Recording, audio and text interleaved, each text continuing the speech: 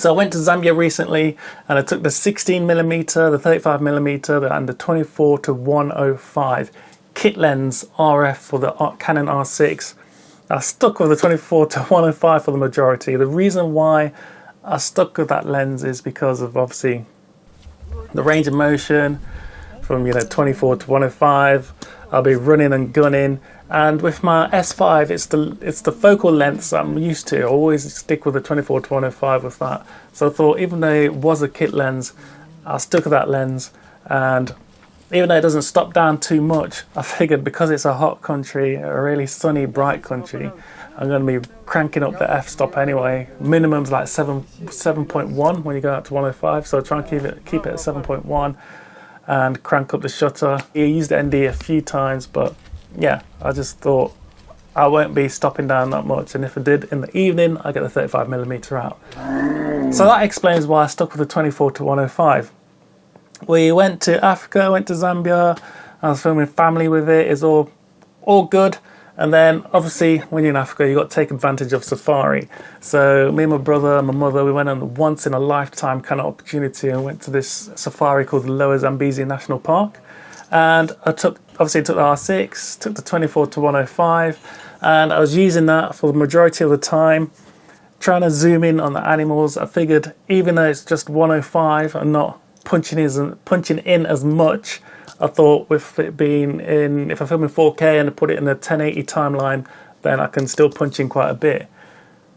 Surprisingly, for me, I wasn't really getting as close to the animals as I thought I would be at 105. So I thought I'd be close, but I wasn't close enough.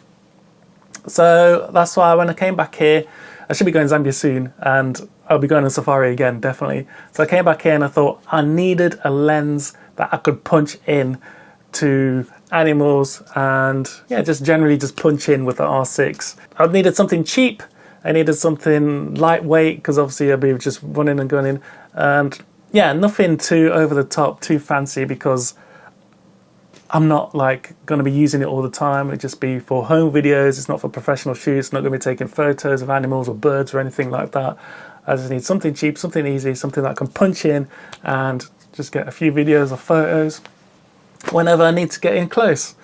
So obviously I looked at the ranges of camera lenses for the Canon system, both EF and RF, and yeah, they're very expensive, especially the RF lenses, 2.8.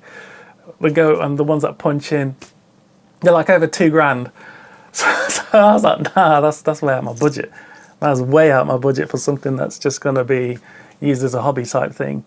So then I saw that there's this Sigma lens, Sigma EF lens, that was around $600, $700, £600-700, and then I saw the RF lens mounted one, the RF100-400, 5.6 to 8, and I was like, this is RF.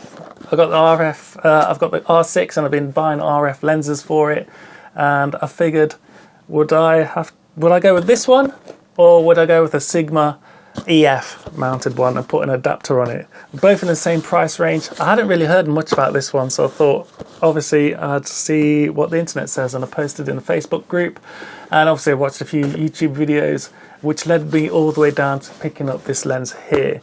So I've used it 3 times already. I tested it at the Donington Park twice, a racing track twice, and I took it to the park near where I live, and these are my initial thoughts and reactions of this lens. So bearing in mind I'm just using it for video, I won't be using it for photography. I just took it out filming little bits and bobs, trying to get close, and yeah, it's actually pretty fun, pretty damn fun being able to punch in close to things.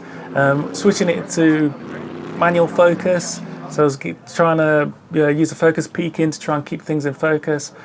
When you zoom into things, it's quite hard, like trying to keep them in the frame. When I'm at Donington Park, sometimes it's hard to keep them in the frame, trying to keep track of the cars and things, but that's something to pick up on, something to learn. And yeah, obviously when I take it to safari, the animals won't be running around that quickly, especially if it's just elephants and things, so that'd be cool. But no, I've been enjoying it. Like I said, it's not a professional thing for me. It's just a hobby thing, and I just wanted to punch in closer. But yeah, so I don't know. I'm hoping that this video is somehow interesting for you. Thank you for watching, and enjoy the rest of your day. Peace.